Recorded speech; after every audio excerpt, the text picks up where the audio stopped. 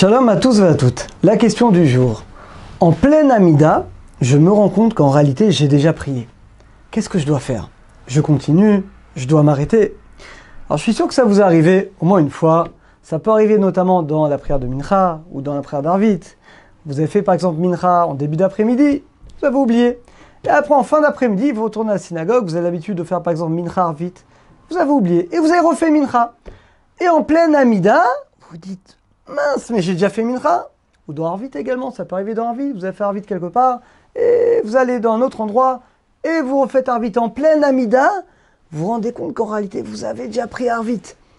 Qu'est-ce qu'on doit faire dans ce cas-là?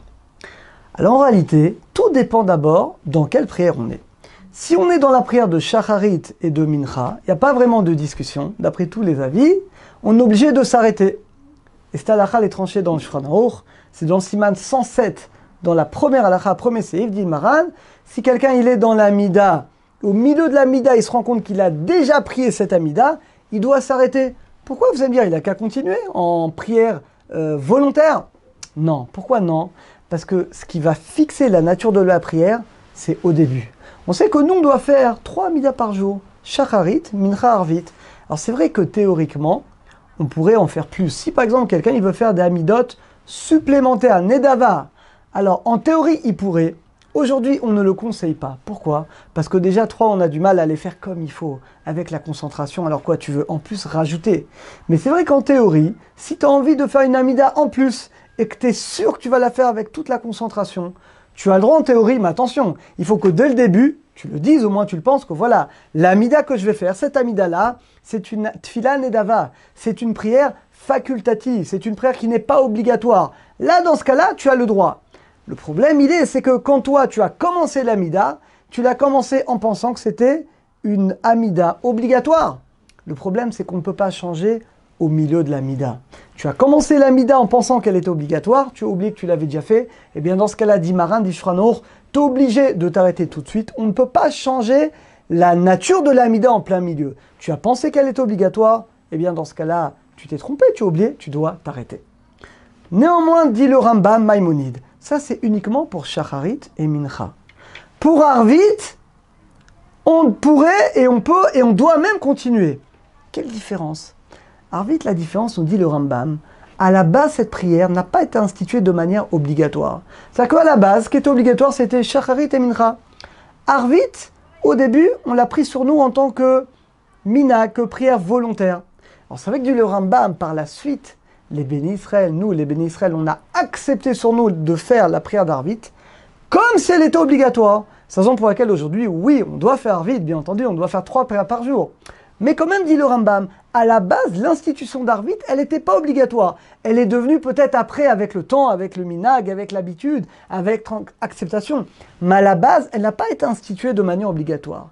C'est la raison pour laquelle, dit le Rambam, et c'est un grand ridouche, au milieu de la prière de Arvit, étant donné que cette prière n'est pas en elle-même obligatoire à la base, je peux changer la nature de la prière en plein milieu. C'est-à-dire concrètement, je suis au milieu de la prière de Arvit, et je me rends compte, mince, j'ai déjà prié.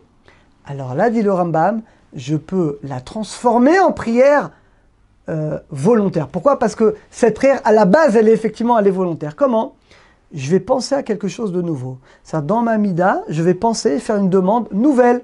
Quelque chose finalement que je n'ai pas demandé dans la Mamida d'avant. Soit je fais une demande personnelle, soit j'ai des nouvelles kavanotes, des nouvelles intentions, qui va rendre cette prière, et je pense dans ce cas-là que cette prière devient facultative.